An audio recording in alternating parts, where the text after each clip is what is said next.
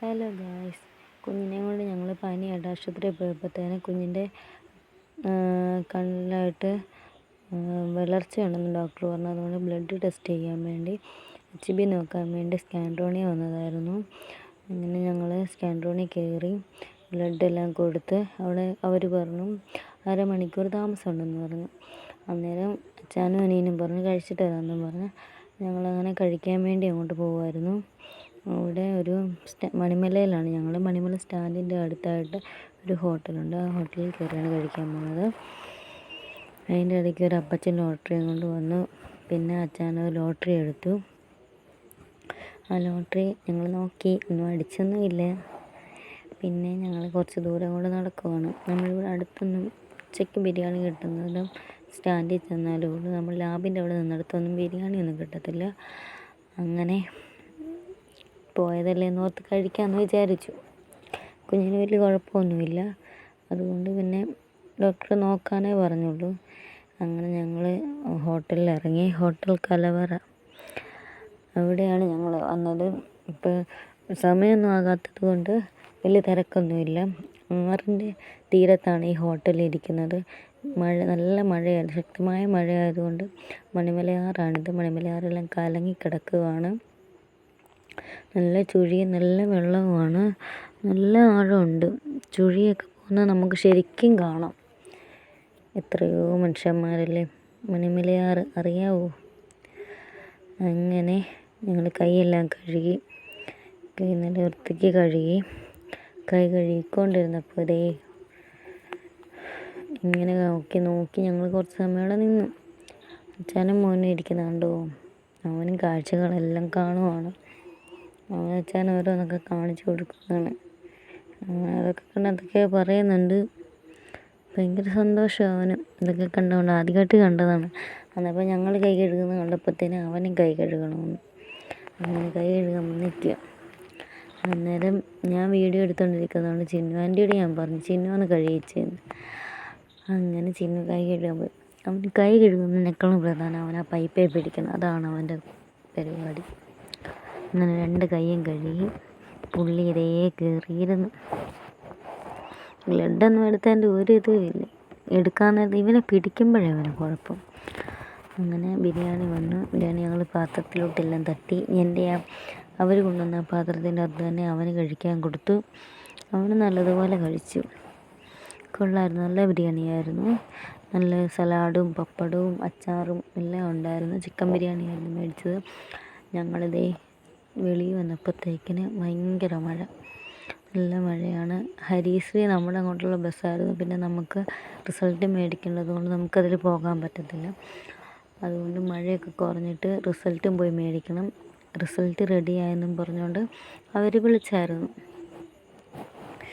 മഴ കുറഞ്ഞിട്ട് വേണം അങ്ങോട്ട് പോയി മേടിച്ചുകൊണ്ട് വരാനും. അങ്ങനെ മഴയൊക്കെ കണ്ട് കുറച്ച് സമയം അവിടെ നിന്നു. നമ്മൾ ഹോട്ടലിലെ മേളിലാണ് നിൽക്കുന്നത്. നട ഇറങ്ങിപ്പോകുന്ന അടിഭാഗത്താണ് ഹോട്ടൽ.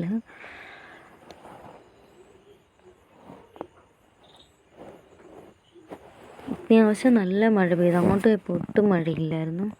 അത്യാവശ്യം നല്ല മഴ പെയ്തു. അപ്പാപ്പിയും മോനും മഴയൊക്കെ കണ്ട് നിൽക്കണം. അങ്ങനെ മഴയെല്ലാം തോർന്നിട്ട് ഞങ്ങളവിടെ നിൽക്കുകയായിരുന്നു. പിന്നെ ഞങ്ങൾ ലാബിൽ വന്നിട്ട് റിസൾട്ട് കിട്ടി. റിസൾട്ട് മേടിച്ചുകൊണ്ട് വന്നതാണ്. ഡോക്ടറെ അയച്ചു കൊടുത്തായിരുന്നു. ഡോക്ടർ കുഴപ്പമൊന്നുമില്ലെന്ന് പറഞ്ഞു. അതുകൊണ്ട് പോകേണ്ടി വന്നില്ല. പിന്നെ ഞങ്ങൾ സ്റ്റാൻഡിൽ വന്നപ്പോഴത്തേക്കിന് അവിടെ കട കണ്ടപ്പോൾ അപ്പാപ്പിക്ക് മോന് മേടിച്ചു കൊടുക്കണമെന്നും പറഞ്ഞുകൊണ്ട് അവനെ കൂട്ടിക്കൊണ്ട് പോയതായിരുന്നു. എല്ലാം നോക്കുന്നുണ്ട്. അവനതൊന്നും ഇഷ്ടപ്പെടുന്നില്ല. അവന് വേണമെങ്കിൽ അവൻ വേണമെന്നോ താന്നൊക്കെ പറഞ്ഞേനെ. പക്ഷെ അവനതൊന്നും ഇഷ്ടപ്പെട്ടില്ല. അത് അപ്പാപ്പി പറഞ്ഞുകൊണ്ട് നിൽക്കുമായിരുന്നു. ഞങ്ങൾ പ്ലെയിനൊക്കെ ഉണ്ടെന്ന് കാണിച്ചു കൊടുക്കുമായിരുന്നു. ഒരാനയുണ്ടായിരുന്നു. പിന്നെ ഒരു കിച്ചൺ സെറ്റ് ഞങ്ങൾ കഴിഞ്ഞ ദിവസം മേടിച്ചായിരുന്നു. അതൊക്കെയാണ് അപ്പാപ്പി പറയുന്നത്. പിന്നെയും പ്ലെയിനിലാണ് നോക്കുന്നത്. പക്ഷെ അവനൊരു ഇതുമില്ല. അവന് വേണമെന്നുമില്ലായിരുന്നു. അതുകൊണ്ട് തന്നെ മേടിച്ചില്ല. ഞങ്ങൾ ആ കടയ്ക്കകത്ത് കയറി കുറച്ച് പുട്ടും വളയൊക്കെ മേടിച്ച്. പെൺപിള്ളേരായില്ലേ. അങ്ങനെ ഞങ്ങളെ അതും ഇതും പറഞ്ഞുകൊണ്ട് തന്നു. നിങ്ങൾക്ക് മേടിക്കാൻ വന്നതല്ല, കുഞ്ഞിന് മേടിക്കാൻ വന്നതെന്നൊക്കെ പറഞ്ഞു. പിന്നെ അവൻ ഒരു കരിവള മേടിച്ച്. ബോളും എല്ലാം അവൻ്റെ കയ്യിലുണ്ട് വീട്ടിൽ. അങ്ങനെ ബസ് കാത്ത് ഞങ്ങൾക്ക് ബസ് കിട്ടി. പക്ഷേ ഇവിടുത്തെ മാനമെല്ലാം തെളിഞ്ഞ് കിടക്കുന്നു. മഴ പെയ്തെന്ന് പറയത്ത് പോലുമില്ല. നല്ല വെയിലും മാനം കിടക്കുന്നുണ്ട് നല്ല തെളിഞ്ഞ്. അങ്ങനെ ബസ്സിൽ ഞങ്ങൾ യാത്ര തുടങ്ങി. കുറച്ച് ദൂരം പോയാൽ മതി. മണിമലയിൽ നിന്ന് ഇടരിക്കപ്പുഴ വരെ പോയാൽ മതി. ഇതേ ഇവിടെ വന്നപ്പോൾ മാനം കണ്ടു. മഴ പെയ്തെന്നേ പറയത്തില്ല. Indian vegetables.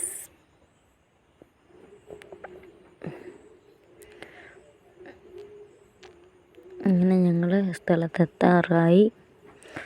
മണിമലയിൽ നമുക്ക് കുറച്ച് ദൂരമുള്ളൂ. കടയിനിക്കാളൊക്കെ കഴിഞ്ഞ് പോകണം. ഞാൻ കഴിഞ്ഞ ദിവസം കാണിച്ച ഹോട്ടലൊക്കെ കഴിഞ്ഞ് വേണം ഇടരിക്കപ്പുഴ ചെല്ലാൻ. ബസ് യാത്ര അതൊരിതല്ലേ. നമ്മൾ മരമൊക്കെ നമ്മുടെ കൂടത്തിൽ ഓടുന്നത് പോലെ തോന്നും. അങ്ങനെ ഞങ്ങൾ ബസ്സിൽ നിന്ന് ഇറങ്ങി ഞങ്ങൾ വെളിയിൽ വന്നു. ഇവിടെയാണ് ഞങ്ങൾ പണയം വെക്കുന്നത്. നല്ല ഒരു സ്വർണ്ണം പണയം വെക്കുന്ന കടയാണ്. അങ്ങനെ ഞങ്ങൾ അവിടെ നിന്ന് കുറച്ച് സമയം നിന്ന് ഓട്ടോ വിളിച്ചാണ് വീട്ടിൽ പോകുന്നത്. വീട്ടിലോട്ട് അത്യാവശ്യം നല്ല ദൂരമുണ്ട്. ഒരു കിലോമീറ്ററോളം ഉണ്ട്. അങ്ങനെ ഓട്ടോയിലിരുന്ന് ഞങ്ങൾ വരുമായിരുന്നു. കാര്യങ്ങളും പറഞ്ഞ് കഥയും പറഞ്ഞ് ഞങ്ങളിങ്ങനെ ഓട്ടോയിലും യാത്ര. അങ്ങനെ ഇന്ന് ബസ്സിലും ഓട്ടോയിലുമായിട്ട് ഇന്നൊരു ദിവസം പോയി. അങ്ങനെ അടുത്ത് ഞങ്ങളൊരു കടയുണ്ടായിരുന്നു. ആ കടയിൽ കയറി ഞങ്ങൾ കപ്പയും സോപ്പൊക്കെ മേടിക്കാനുണ്ടായിരുന്നു. അതെല്ലാം ഞങ്ങൾ മേടിച്ച് അച്ചാനും മുട്ടയും ഇറങ്ങി. ഞങ്ങളുടെ അടുത്തുള്ള കട തന്നെയാണ്. ഗൂഗിൾ പേ ഒക്കെ ചെയ്യാൻ വേണ്ടി ഫോണും പിടിച്ചുകൊണ്ട് നിൽക്കുകയാണ്.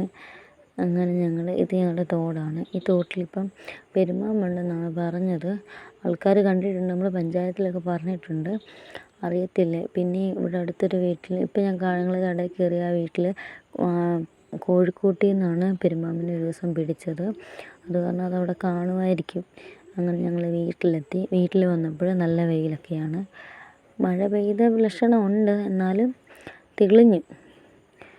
അങ്ങനെ ഞങ്ങൾക്ക് സാധനം കൊണ്ടൊക്കെ ഇറങ്ങുകയാണ്. അതാണ് കുറച്ച് താമസം. നമ്മുടെ അടുക്കള വാതിൽക്കൽ പടുത പോയായിരുന്നു. കാറ്റ് വീശി പോയതാണ്. അങ്ങനെ അത് മേടിച്ച് പിന്നെ കുഞ്ഞാപ്പി ഇറങ്ങി. ഇത്രയുള്ള ഞങ്ങളുടെ